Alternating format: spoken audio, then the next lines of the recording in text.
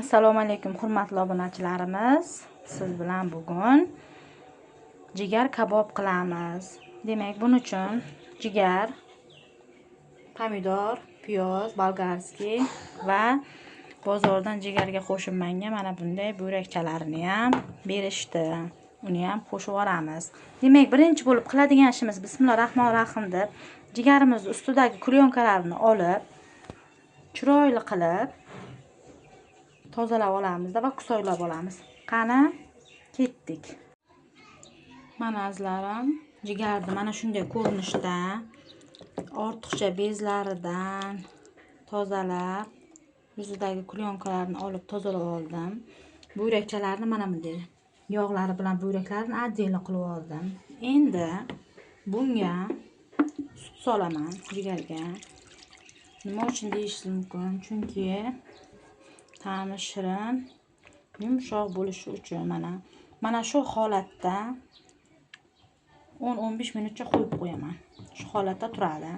Ungacha qiladigan ishim mana bu patnisimdagi sabzavotlarimni chiroyli qilib artib to'g'rab olaman. Mana obunachilarimiz,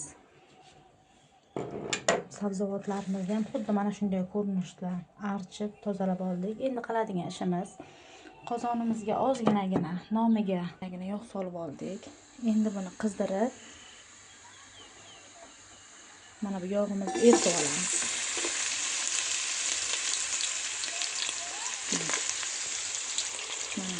Jigarlarni oldim.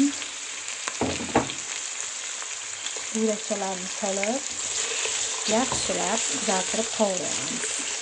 O'rtacha olovda. Endi mana 15 minut turdi.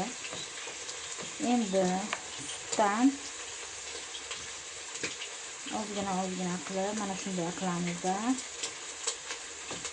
Idishga olib olamiz jigarlarimizni. Bo'rakchalarimiz qizil bo'lib qovurilgandan keyin jigarni ham solib qovurishda davom etamiz. Mana bo'rakchalarimiz qizil bo'lib qovurilyapti. Endi bunga 3-4 bosh chesnak solib olamiz. Va yana 5 minut qovurib, ketidan jigarimizni solib olamiz.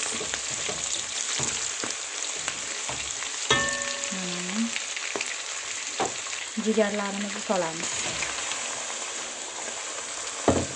Va o'rtacha olovda 10 minutcha qovurib olamiz. Og'zini yopmasdan qozonimizni og'zi ochiq holda qovuramiz.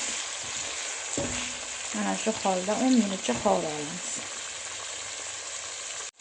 Mana 10 minutcha qovurib oldim. Endi mana shu holatida bolgarskiy va kartoshkani katta-katta to'g'ralgan holatda solamiz. Keyin bitta choy qoshiqchadan tuz ham solib olamiz. Va yaxshilab aralashtiramiz. Endi o'rtacha balandlikdagi olovda mana shu holatda qopqog'ini qo'ygan holda 10-15 minut qovurib olamiz. Mana obunachilarimiz, endi qopqog'ini ochamiz. Mana o'rtacha olovda qovurilyapti. Olovimiz baland emas. Endi piyozni solaman. Hamma sabzavotlarimdan ko'ra, men asallig'imdan ko'ra piyozni ko'proq artdim. Doim aytib o'tdim, suvli va sochli bo'ladi. Endi aralashtirmasdan ana shu holatda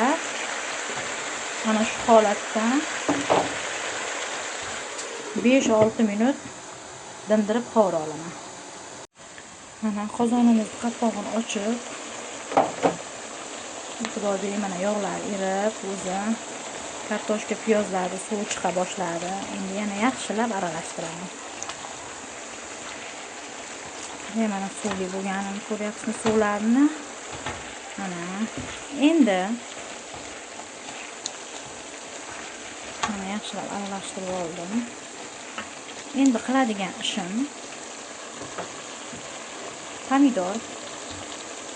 pomidorni solib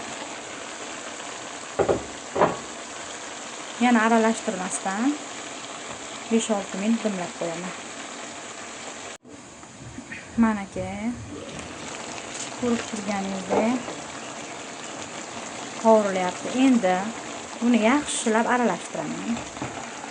Bunga hech qanday suv solishimiz shart emas, chunki o'zi suv solingandek hozir suvlari chiqib, pomidor, piyozlarimizni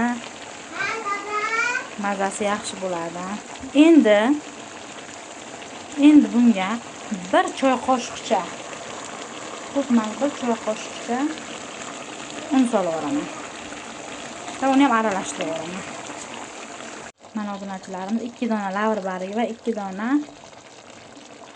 qalantirni solib, endi past alovda 20 minutga dimlayman. 20 minutdan keyin ovqatimiz tayyor bo'ladi. Mana obunachilarimiz 20 minut dimlab qo'ydik. Mana e'tibor bering, umuman ovqatimizga suv solmadik. Pomidorni o'zi piyozli suv bilan qanaqa mazali ovqat bo'lgan. Ovqatimiz o'zi pishib tayyor bo'ldi. Mana bolgarskiy piyozlari ham unaqa ezilib ketmagan. Endi buni suzib olamiz. Mana obunachilarimiz, jigar kabobimiz tayyor bo'ldi. Mana juda ham sochli, yumshoqqina, achchiqqina qalantirchalari bilan bemalol iste'mol qilishingiz mumkin. Albatta siz ham buni tayyorlab ko'ring. Kanalimga obuna bo'ling va yanada yangiliklar, taomlarni ko'rishda davom eting. Like va kommentariyalarni ayamang.